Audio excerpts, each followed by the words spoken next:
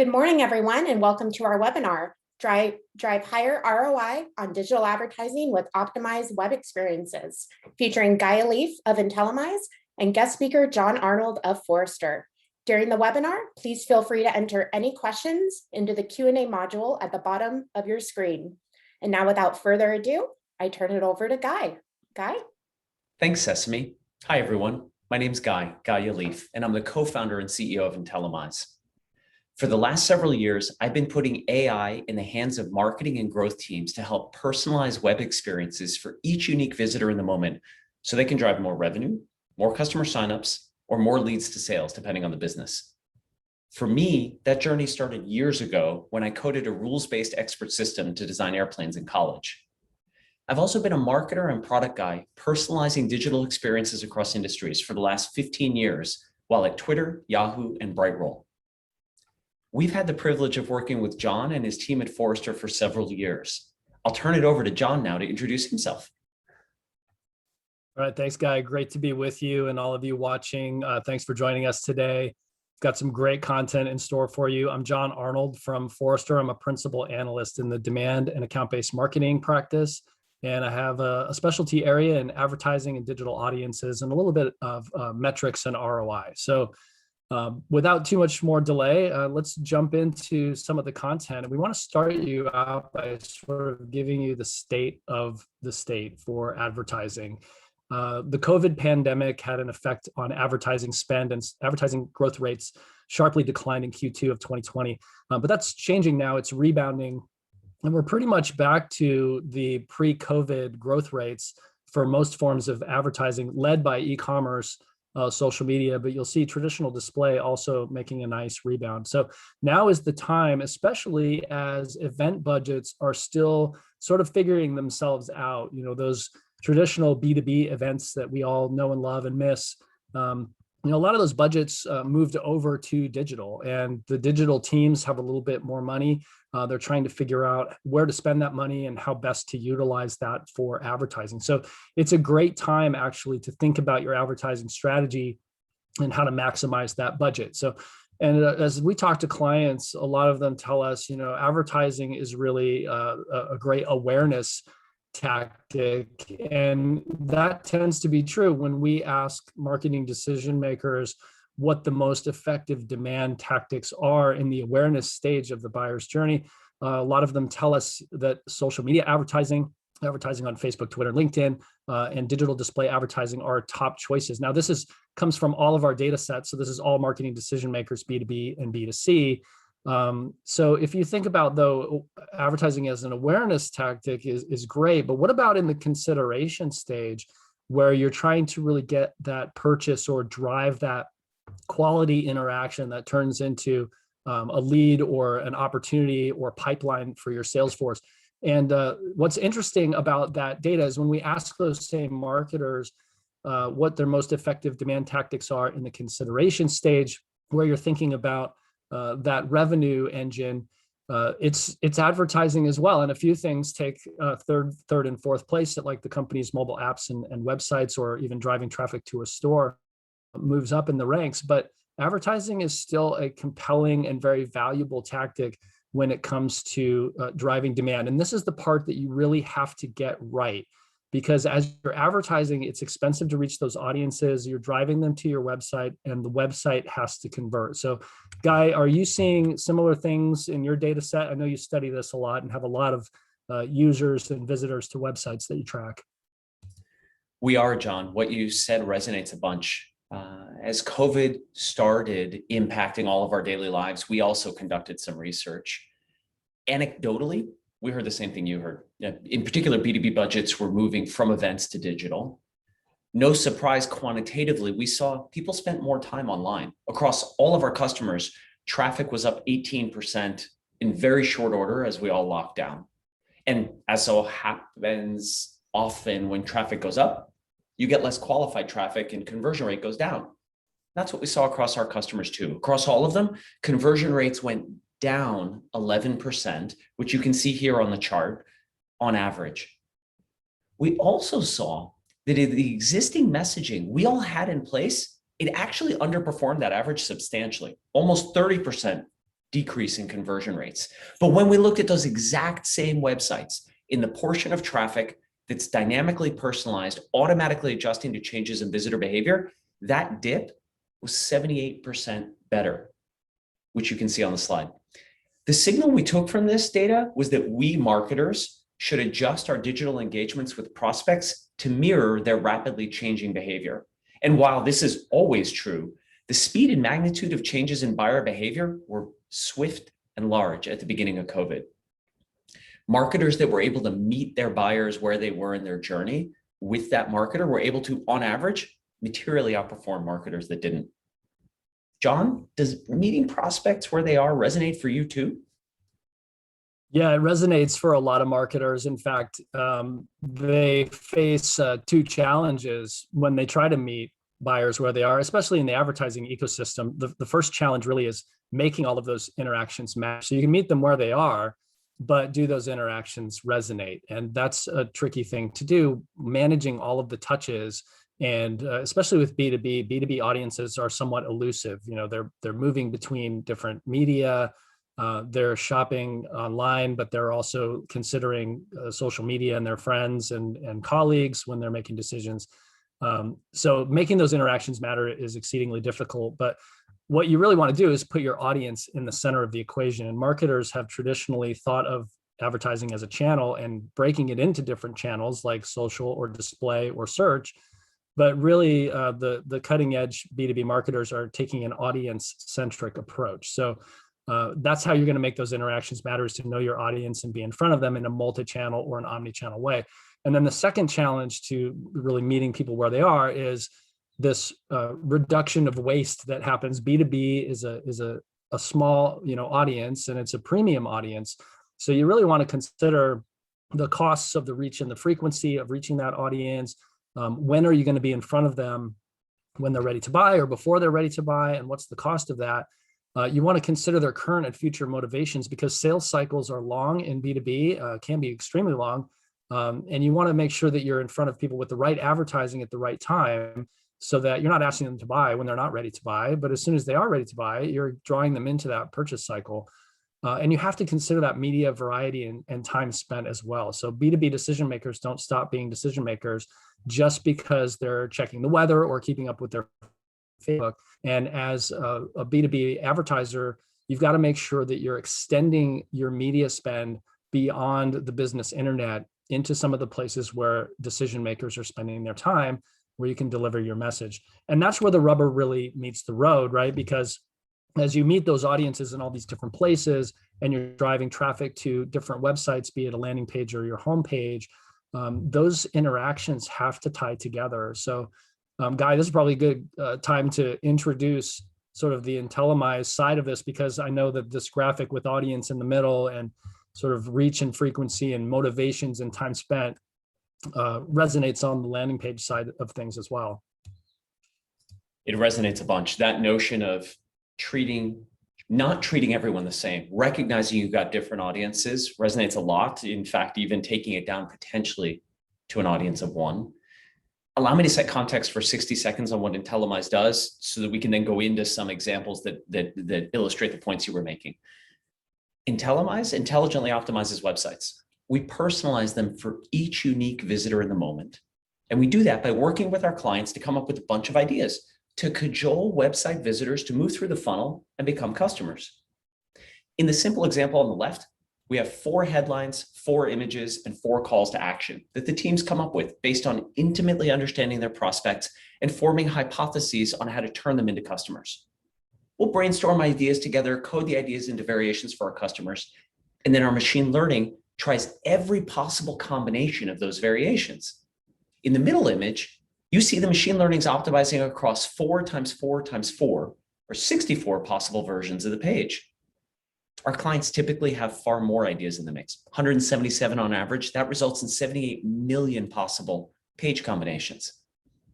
Our system will then choose the right combination of variations for each unique visitor in that moment of time. That means that if I show up to a website now, I might see different things based on what's predicted to get me to buy more, or some other goal I might have, like downloading a white paper or raising my hand to talk to sales. If I show up a week later, I might again see something different, either because I did something different, to John's point, I indicated where I am in the funnel, or the machine learning, which is updating itself every few minutes, got better at predicting human behavior. Using this machine learning approach, our customers are able to massively accelerate their optimization and meet prospects where they are in the funnel. So that's context. Let's turn to a specific example. John spoke a moment ago about the importance of meeting customers audience by audience where they are. I'd like to share a related example. We're fortunate to work with thought-leading marketers at Drift, who, among other things, experimented with treating new and returning visitors differently, welcoming back returning visitors. I'll ask this as a person who was a marketer for the last 10 years. How many of us are guilty of not acknowledging that a prospect's been on our site before? Or even worse, how many of us treat existing customers just like we treat prospects when they show up on our site? If you're like me, like that's what I did for most of my career. Simply remembering these small behavioral details and creating a different experience for those visitors actually can have an outsized impact on your prospect's behavior. Case in point, this variation that Drift ran helped them boost conversions by 13%. You can take this visit memory further, for example, and in a B2B context, treat someone who's visited your site 4 to 5 times as clearly interested. Put more aggressive talk to sales messaging in front of them. Consider putting, to Drift's point, a different Drift bot. Maybe you show the generic Drift bot when they first show up, and you show a more aggressive one that pushes them to sales when they've shown up for the 4th or 5th time. John, how do you think about an audience-centric view of the world like this? Yeah, at Forrester, we think about things in terms of a web content optimization or web conversion optimization framework, rather, where audiences are researching companies, they're exploring options, and they're aligning the offerings to their preferences and needs. And so we have a model, the web conversion optimization framework, and we're going to use the rest of the slides here to kind of organize the talk track here around attracting, engaging, and qualifying that audience, which is really what you're trying to do with your advertising investments, right? Is attract that audience, make sure that they're engaging in the right content, and then ultimately qualifying and driving revenue from that engagement. So let's start with attract and look at what that entails. So with advertising, the attraction phase is really all about the audience, and advertising can be expansive in terms of the audiences that you can reach. So corporate advertising may be interested in being in front of non-buyer audiences and audiences that maybe will never buy from you, but are still valuable to the company in a long-term perspective.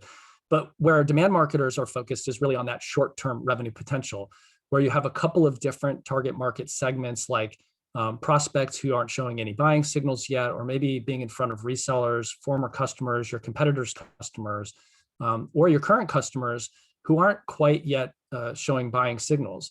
But you still want to be in front of your best customers, your ideal customers all the time with some form of advertising. That's usually the brand advertising that you're doing.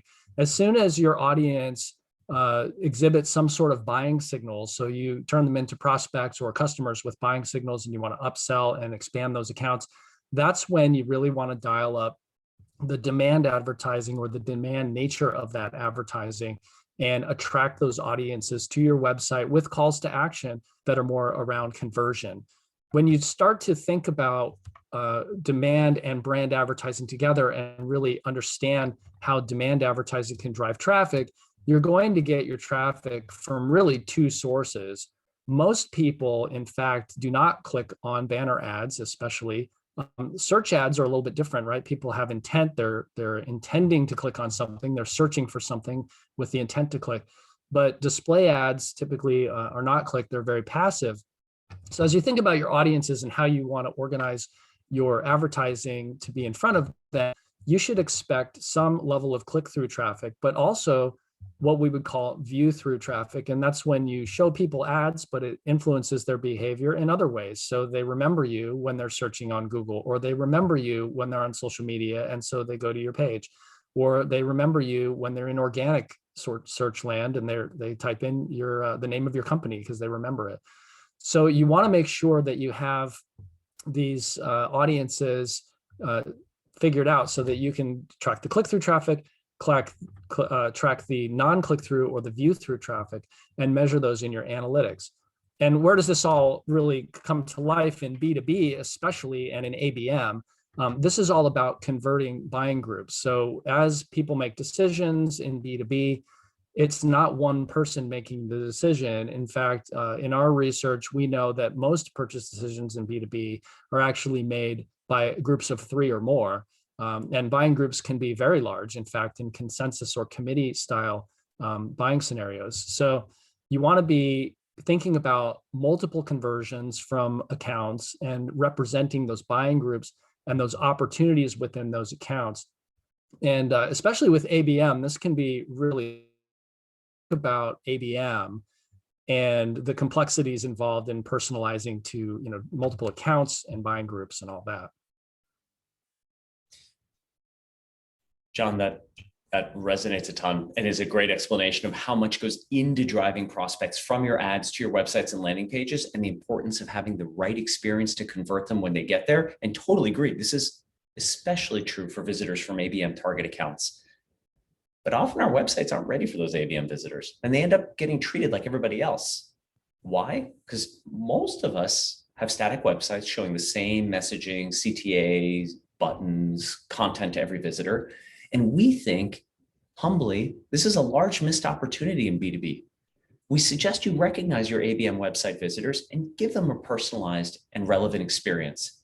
You already know a lot about these accounts, and you could use that data to treat them uniquely and move them more quickly through the funnel towards your conversion goals. Let's talk about how this might work in practice. Here's a sample of a website. This is airtable.com. To be clear, this is a made-up example. This could be any website. If you knew that a visitor is from a target account, you could do a lot to personalize their experience from the data you have. For starters, you could personalize the CTA button based on where their prospect is in the funnel. If it's their first time and they're visiting you and they haven't checked out your product page yet, maybe that could be your CTA, your call to action, instead of driving them to sign up right off the bat. Another idea, we could easily recognize the prospect's a return visitor like Drift did and welcome them back at the top of the page instead of the normal headline. It'd catch them off guard in a good way. Another idea for that all-important above the fold area is if instead of the typical headline and image that's there, you mirror the content of the ad the prospect just clicked through to begin with, or an email if they're responding to an email. Continuing that message is a high probability play that'll help them feel like they're in the right place and hopefully keep them engaged, moving further through your site. Next idea. This particular site has a great piece of real estate, the pink promo bar at the top of the page. Instead of having a standard message for all visitors, what if you promoted content based on the prospect's previous behavior on your site? So if they already visited your pricing page but didn't move forward with a particular plan, you could remind them where they left off and promote your pricing options in that highlighted bar. Further down the page, you see that customer logo area. Wouldn't it be serendipitous if a handful of that target account's competitor logos were there, assuming you have their competitors as customers? That'll stoke competitive juices, create some FOMO, make you appear, in this case, Airtable, appear more credible and enticing. Final idea to consider to stimulate your thinking. How about down in the second content block on the page? Imagine if you used this space to offer customer case studies that were relevant to their industry. They'd know quickly your solution is more likely to meet their needs. You can do this level of personalization for your ABM accounts. You can use us to do it. You can also do what many of our B2B customers do, using this as part of their ABM strategy and beyond. Actually, one of our SaaS customers the other day got a 133% increase in form fills by their ABM site visitors. And we think these same ideas, when you trigger them by more general cues like on-site behavior or the targeting that was in your ads, can be applied beyond your ABM targets to have an impact across more of your traffic so that your experience moves people further through the funnel. The personalization makes a difference. Now that was the attract phase. John, what about the next phase in the framework, the engage phase?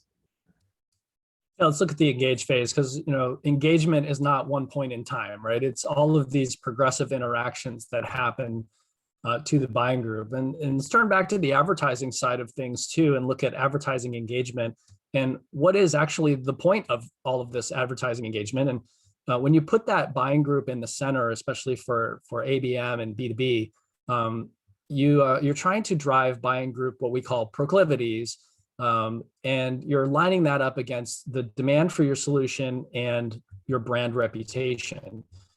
And of course, if audiences are totally unaware of you, they don't have any solution demand for you, they don't know your brand, advertising can be great at raising that awareness. But if you over-index on the solution demand side of things and you only ask them to buy all the time, you'll run into some buyers, but you get what we call motivated skepticism. So these are buyers who see your messages to buy, but they don't trust you yet. And so those deals get stuck in the pipeline because they're not ready to buy from you. Maybe they have a vendor of choice in mind and you're competing against that. If you over-index on the brand side in advertising, then you get this proclivity that we call adoring hesitation. They say, wow, we really love your company. You're such a great company. We trust you, but the solution, I'm not so sure if this is the best solution for us from you guys. Maybe there's another solution out there that's better. So you really want to have the right mix of being in front of your accounts with brand advertising and building that strong reputation while also looking out for those buying signals and then dialing up that demand advertising to build strong favoritism. And that's where you see a scenario like this, where your advertising creates this proclivity where your vendor of choice and they're talking to sales and they're saying, we really prefer you, but we're investigating other brands and other solutions also, but you're on the short list or you are our top choice. And that's the proclivity that you really want to build.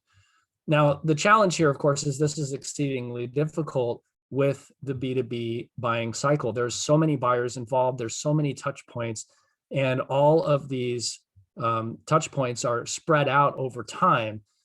We call it education, solution, and selection. Those are the stages in the buying process for most B2B companies. And so, how do you actually keep track of all of this or get your advertising in front of these people in those journey points? Not to mention, how can you align those messages, your advertising with your landing page content? So I'll give you the advertising side of how this works. And then Guy, I'll pass it back to you to kind of talk about how this works on the landing page side.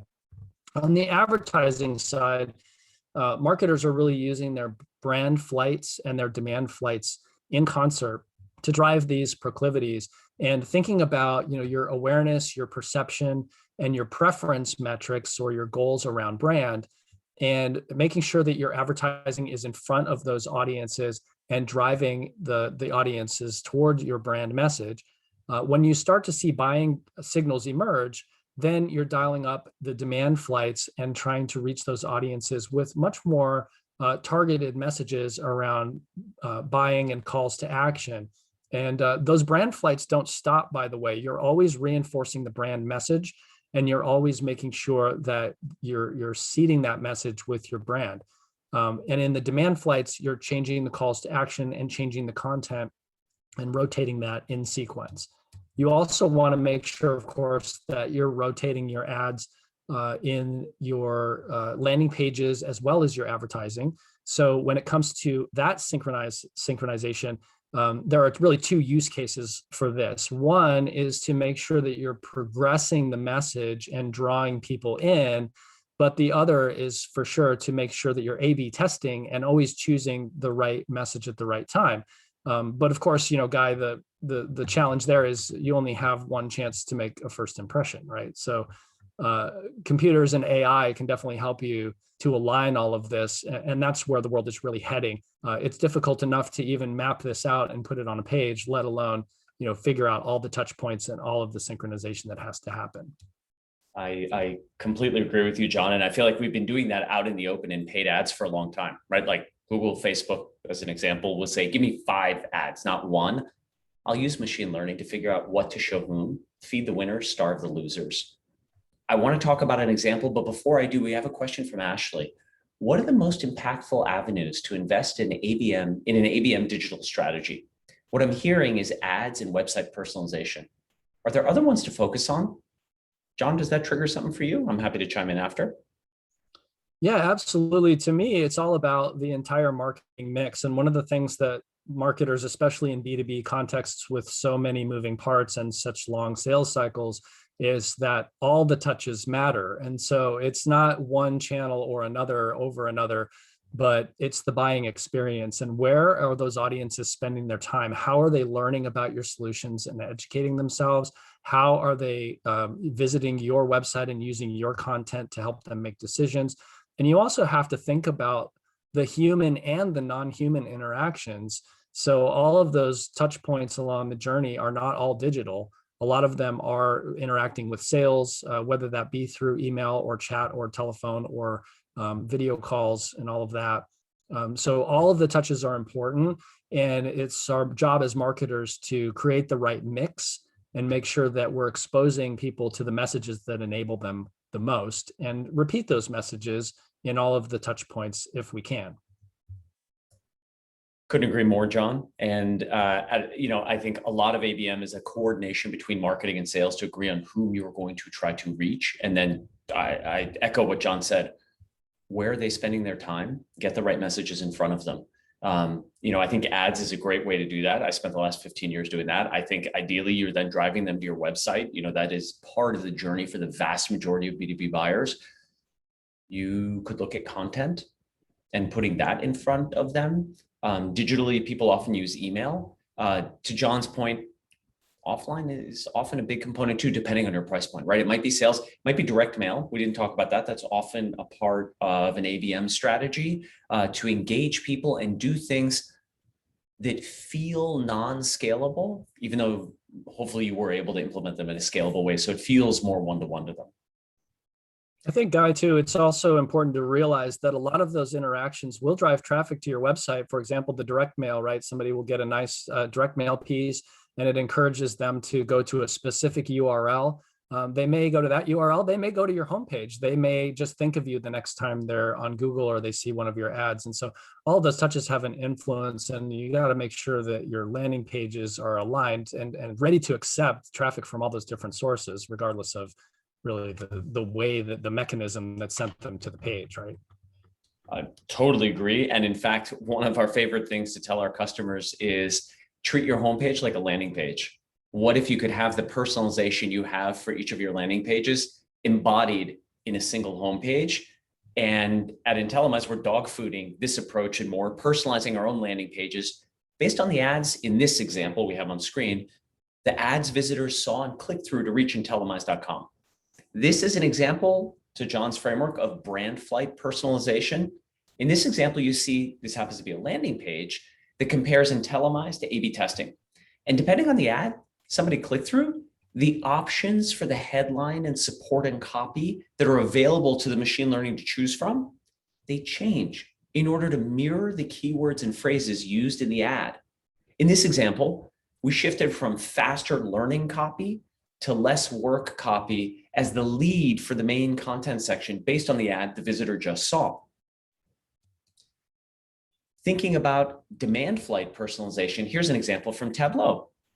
On this page, pardon me, the machine learning chooses from multiple offers to help move different audiences further through the funnel.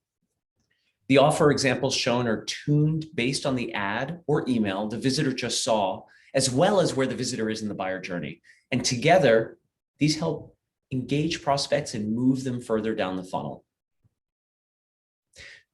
So taking a step back, that's the engage part of the framework. Ashley, thank you for the questions. If others have them, please click on the Q&A icon, share more. John, continuing through the framework, what about the qualify part? Yeah, let's take a look at qualifying, and this is where the money happens, right? So the landing page itself, a lot of marketers struggle, in fact, with the content side of things for a couple of different reasons. One major reason is because there's a lot of content, and knowing what to show different buyers in different contexts can get enormously complicated.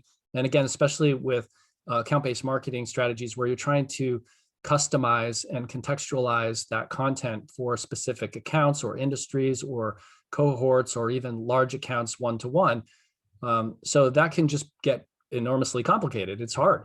The other reason why that's tricky is because the homepage of a website tends to be sort of a battleground for, the real estate there is very expensive, right? And making sure that your message is shown to the right buyers at the right time can be hard. And a lot of marketers have been relegated to their own, marketing automation platform landing pages or something that doesn't exist on the website, and they're sort of forced to drive traffic to those offsite landing pages.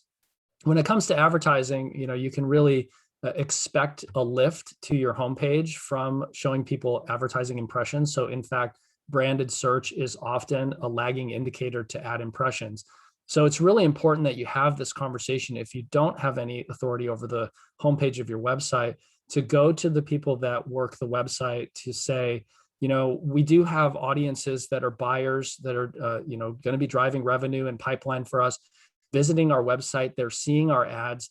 We want to make sure that our advertising copy and our messages are represented on the website. So some marketers use a simple construct like this to lay out their pages and sort of, vie for a particular area of the website where they can show their content. But of course, I know, Guy, I'm going to pass it back to you because, you guys smile when you see things like this as, this is one way to do it. But when you let the machines take over, this gets really cool. So I'll let you explain how you might want to think about this a little bit differently.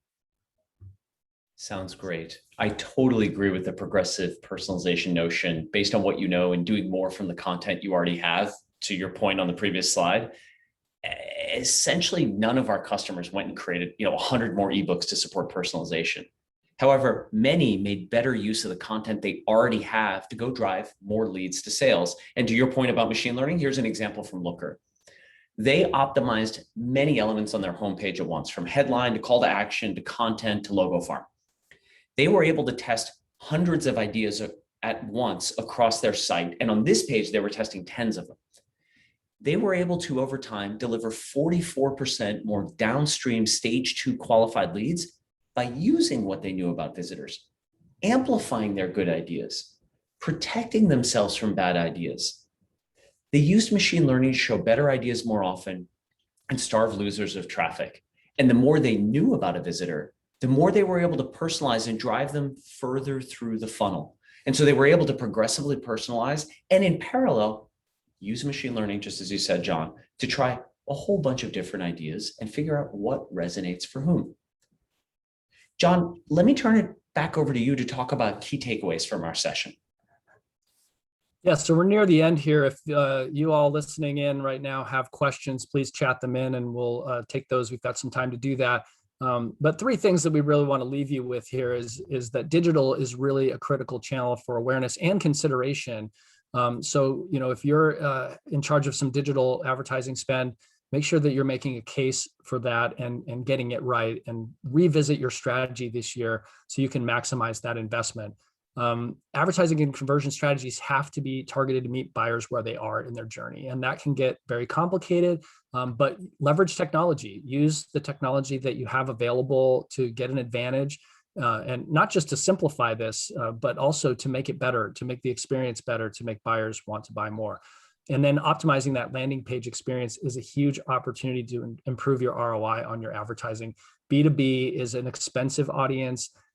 You're investing in getting in front of those brands. You're competing with other companies to be in front of those buyers, and those buyers are very valuable. So don't waste any part of that value chain.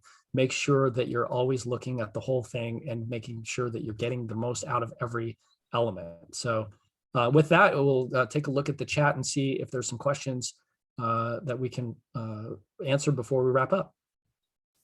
John, we had a few questions come in before the start. Maybe I'll run through a couple of those. And if folks have some in real time, please just click on Q&A and share them. We enjoy the dialogue. John, this one might be right for you to kick off on. What's the best way to show your company that advertising impressions, to your point about view-throughs earlier, have an influence on traffic without getting completely hung up on click-through metrics like CPC or cost per conversion that are directly tied to clicks? Yeah, that's a really good question. I get it all the time because advertising is, has been relegated to the impression, the click, the landing page, and the conversion, and following that train. And if you're doing, especially display advertising, oftentimes when you line that kind of progression up, against paid search or email or any other kind of delivery mechanism, display advertising is always the most expensive way to get the impression, the click, the landing page, and the conversion, if you measure it that way. And so a lot of marketers are digging in and being a little bit more bold with their companies and saying to themselves, look, there's what I know and there's what I can prove. And I know that when I show people advertising impressions, it changes their attitudes and behaviors, and they start to think and act in different ways and in accordance to the advertising message that I'm showing them. So how do I actually go about showing that? And there's really two methods I'll leave you with today. There's a bunch that we could talk about, but the first is to just use simple control groups. So when you think about your audience and putting the audience in the center instead of the channel, you can start to track the audience behavior on your website. So let's say you're going to advertise to 300 target accounts. Track those 300 target accounts on your website and watch their behavior change as you change the number of ad impressions that you're serving to that same audience. And then use another group that's maybe an audience that didn't receive the ads and see what the difference in behavior is. And a lot of brands will show that we can establish a pattern. When we dial up the advertising impressions, the traffic to our website increases from all different sources. And when we dial them back down, the traffic goes back down. And if you can start to establish some of those patterns, then you can start to tell the story to your company that, hey, look, these advertising impressions, it's not just a theory, it's actually a pattern, and there's some data that I can show. The second way that you can do that is by looking at before and after scenarios. So look at a baseline of traffic and data before the advertising launches, look at it during the advertising flight, and then post advertising. And if you can show that there's, again, a pattern of behavior when you don't do any advertising, what's the behavior of your audience? And then during advertising and then after advertising, how do you see that behavior change? John, thank you. And at least for me, what you said resonates a ton, in particular, the holdback group, because if the whole world got better while you were running this test, the holdback group and the group you're running the ads on goes up. If the whole world got worse, they both go down. You can measure the delta between the two. We have found that effective as well on websites because people are constantly changing ad targeting, messaging, promos. Their competitors are doing things, and they're wondering, hey, what's the impact of the effort I'm doing on the website? Just like they wonder about the ads. And we found the control groups a very helpful way to address that question and have an apples to apples comparison. Another question that came in: how does Intellimize know that a visitor came from an ad, and which ad in particular, so it knows which elements to continue and personalize? Is this complicated to set up? The typical way requires no extra setup. Why? Because we as marketers have already put that information in our ads. What do I mean? Most of us, for our own self-interest to understand which ads were working, already put in UTM parameters, additional bits of info in the URL so that we could go to our analytics system and say, which ad worked? So that it enables us to cut the data to say, ooh, the people who saw, the innovation messaging versus the value messaging versus the promo messaging. You'll be able to slice that in your own in-house analytics using those UTM parameters. We use them because they're already there. We'll automatically parse your URL and realize, ooh, John saw the innovation messaging, Guy saw the value messaging, and use that to do a better job of personalizing. So typically there's no setup at all. John, another one that came up, or if what I just said triggered something for you, another question: will I still be able to personalize my advertising when third-party cookies go away? Yeah, that's the $1 million question the advertising ecosystem is asking itself right now. And the short answer is yes, but it's going to be different. So when you think about personalization, it's slightly different from targeting, by the way. And that's also slightly different from segmenting. So you're still going to be able to segment your audiences, and you're still going to be able to target your audiences, and you're still going to be able to personalize your audiences. However, the way that works will be quite different. So one of the things that you'll have to deal with is walled gardens and gated communities like LinkedIn, Facebook, and others, where their audiences are actually their audiences and not your audiences. So even though you give an audience to LinkedIn, they'll match to their audience and use their audience to personalize the advertising. So you can still get there. It's just not as direct. The other thing you're going to have to worry about is that you're not going to be able to follow people around the web anymore. So it used to be available to advertisers to advertise to somebody on one website, and when they move to the next website, you can rotate the message based on the last interaction, and you can pass that information between different websites and landing pages and sites. And that capability is really going to change and maybe go away. So, it's going to be different, but a lot of marketers are familiar with that progression. Contextual advertising and basing your audiences off of other attributes other than identity is one way to combat that. So you don't have to personalize everything to a contact or a known person. You can personalize based on non-identifiable attributes. So things like their interests or their, that they're a B2B decision maker. And that's going to pretty much remain intact. So you're going to be able to personalize, if you want to call it that, not to a person, but to an attribute that's not personally identifiable data. Makes a ton of sense. And I'm guessing it's a many billion-dollar question, even more than a million, and one that a lot of people are wrestling with. And thank you for the insight on it. Question from Mark. What KPIs other than user engagement or retention and time to complete task and drop-off rates are you guys measuring? Maybe I'll take a crack and John, then turn it over to you. Our customers are typically measuring two things most often. One, they're measuring, did I move people through my funnel? So, in e-commerce, for example, did I get them, I'll pick a simplistic example. Did I get them from the home page to the category page, then to the product detail page, then to cart, then to checkout, then to thank you at the end, right? So there are these sort of local, did I move them through the funnel? And then the other thing we see them often measuring is the digital action that moves their business. Did people fill out a form to talk to sales? Did they fill out a form to get a demo or register for a webinar? Did they sign up for the free product on their own? Did they engage in, to the Drift example earlier, a chatbot? We find folks measuring those a lot because those end up having the direct impact on their business. And so the metrics you mentioned, Mark, we definitely hear them talking about in a lot of our conversion rate optimization work. They're talking about these. John, anything you'd add? Yeah, I wouldn't add too much to that, actually. I would just say that it's also a couple things to think about would be measuring the audience. And so, every conversion is not equal. Some come from your ideal customers, some come from high value accounts, some come from people who will never, ever buy from you or sales doesn't want to talk to you. And so you have to decide which, leads you're going to pass to sales and which you're going to keep and nurture and continue to engage. So a lot of people are tracking some sort of an efficacy metric with their traffic. And then the other one that I would definitely call out is the waterfall conversion is the way we would say it, Guy, is, the lead has to progress to an opportunity. That opportunity represents a buying group, and that buying group has to progress through to pipeline and through to a sale. So that engagement needs to draw the audience in, increase the value of every engagement, but really propel that opportunity forward in some way, shape, or form so that they can engage with sales. John, well said. And I love that waterfall conversion. That resonates a bunch. I don't see additional questions. John, thank you for taking the time today. This was a lot of fun. Yeah, thank you, Guy. I hope everybody enjoyed it, and I certainly did.